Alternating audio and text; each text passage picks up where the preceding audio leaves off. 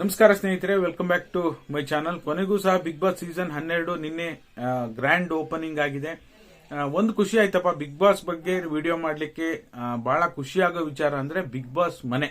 ಮೊದಲನೇದಾಗಿ big boss ಮನೆ ಶೃಂಗಾರ, ಏನ್ ನಮ್ಮ ಮೈಸೂರು ಅರಮನೆ ಆಗಿರ್ಬೋದು, ಏನು ಕನ್ನಡದ ಕಂಪು ಅಥವಾ ಕನ್ನಡದ ಸಂಸ್ಕೃತಿಯನ್ನ ಬಿಗ್ ಬಾಸ್ ಮನೆ ತುಂಬಾ ಮಾಡಿದ್ದಾರೆ. ಅಕ್ಷರಗಳು ಆಗಿರ್ಬೋದು, ಇದೊಂದು ಬೇಕಾಗಿತ್ತು. ಕರ್ನಾಟಕದಲ್ಲಿ ನಡೀತಾ ಇರುವಂತಹ ಶೋ ನೋಡ್ತಾ ಇರೋರು ಕನ್ನಡಿಗರಾಗಿರೋದ್ರಿಂದ ಈ ರೀತಿಯಾದ ಒಂದು ಮನೆ ನಿರ್ಮಾಣ ಎಲ್ಲ ಕನ್ನಡಿಗರಿಗೂ ಒಂದು ಖುಷಿ ಕೊಡುವಂತ ವಿಚಾರ. ಖಂಡಿತವಾಗ್ಲೂ ಈ ರೀತಿಯಾಗಿ ಬೇಕಾಗಿತ್ತು, ಇದನ್ನು ಮಾಡಿದ್ದಾರೆ. ನಿಜವಾಗ್ಲೂ ಇದೊಂದು ಖುಷಿ ಪಡುವಂತ ವಿಚಾರ. ಇನ್ನ ಸ್ಪರ್ಧಿಗಳ ವಿಚಾರಕ್ಕೆ ಬರ್ತೀನಿ. ಮತ್ತೆ ಅದಾದ ನಂತರ ಇವತ್ತು 2 ಪ್ರೋಮೋಗಳು ಬಿಡುಗಡೆ ಆಗಿದೆ. ಆ ಪ್ರೋಮೋಗಳ ಬಗ್ಗೆನೂ ಕೂಡ ಮಾತಾಡ್ತೀನಿ. ಯಾಕೆಂದ್ರೆ ಮೊದಲನೇ ಬಾರಿಗೆ ಬಿಗ್ ಬಾಸ್ ಶುರುವಾಗಿ ಇನ್ನೇನು ಒಂದೇ ದಿನದಲ್ಲೇ ನೆಕ್ಸ್ಟ್ ಡೇನೆ ನಿಮ್ಮ ಇಷ್ಟು ಜನರಲ್ಲಿ ಒಬ್ಬ ಸ್ಪರ್ಧಿಯನ್ನ ಬಿಗ್ ಬಾಸ್ ಮನೆಯಿಂದ ಹೊರಗಡೆ ಕಳಿಸಬೇಕು, ಡೋರ್ ಓಪನ್ ಮಾಡ್ತೀವಿ ಅಂತ ಹೇಳಿ ಪ್ರೋಮೋ ಬಿಡುಗಡೆನ ಮಾಡಿದ್ದಾರೆ. ಏನಿದು ಆಶ್ಚರ್ಯ ಅಂತ ಹೇಳಿ ಇದ್ರ ಬಗ್ಗೆನೂ ಸಹ ಮಾತಾಡೋಣ. ಆಮೇಲೆ 2ನೇ ಪ್ರೋಮೋ ಬಿಡುಗಡೆ ಆಗಿದೆ.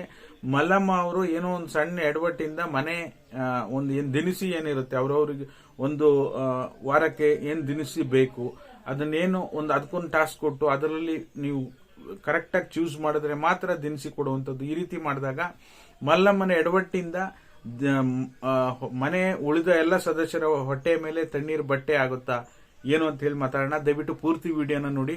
ನೀವೇನಾದ್ರೂ ಹೊಸದಾಗಿ ನಮ್ಮ ಚಾನಲ್ ನೋಡ್ತೀರ ಸಬ್ಸ್ಕ್ರೈಬ್ ಮಾಡ್ಕೊಳ್ಳಿ. ಹಾಗೆ ಎಲ್ಲರೂ ವಿಡಿಯೋಕ್ಕೊಂದು ಲೈಕ್ ಕೊಡುವ ಮೂಲಕ ಸಪೋರ್ಟ್ ಮಾಡಿ. ನನಗೆ ಎಲ್ಲದಕ್ಕಿಂತ ಅಟ್ರಾಕ್ಟಿವ್ ಅನ್ಸಿದ್ದು ಅಂದ್ರೆ ಮಲ್ಲಮ್ಮ ಅವರ ಕ್ಯಾರೆಕ್ಟರ್. ಅವರು ಸ್ವಲ್ಪ ಇನ್ನೋಸೆಂಟ್ ಇದ್ದಾರೆ.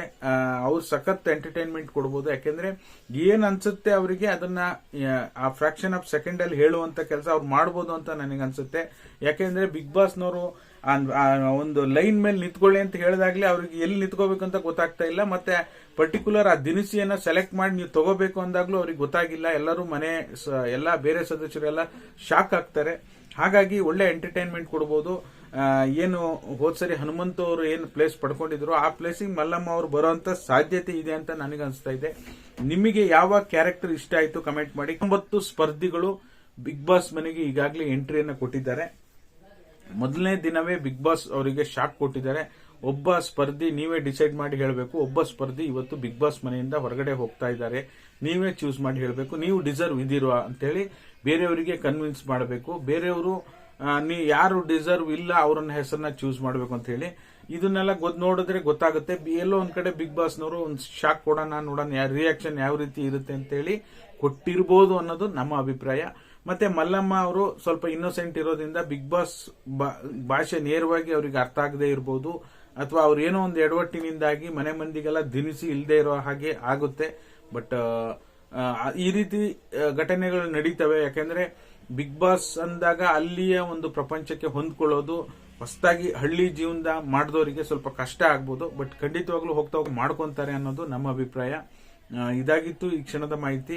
2 ಪ್ರೋಮೋಗಳ ಬಗ್ಗೆ ನಿಮ್ಮ ಅಭಿಪ್ರಾಯವನ್ನು ಕಮೆಂಟ್ ಮಾಡೋ ಮೂಲಕ ತಿಳಿಸಿ. ಬಿಗ್ ಬಾಸ್ ಸೀಸನ್ 12 ನಿಮಗೂ ಇಷ್ಟ ಆಯ್ತಾ? ನೋಡ್ತೀರಾ? ವಿಡಿಯೋಗಳು ಮಾಡಿದ್ರೆ ನೀವು ಕೂಡ ವಾಚ್ ಮಾಡ್ತೀರಾ ಇಲ್ವೋ? ತಪ್ಪದೆ ಕಮೆಂಟ್ ಮಾಡೋ ಮೂಲಕ ತಿಳಿಸಿ. ಇದಾಗಿತ್ತು ಈ ಕ್ಷಣದ ಮಾಹಿತಿ.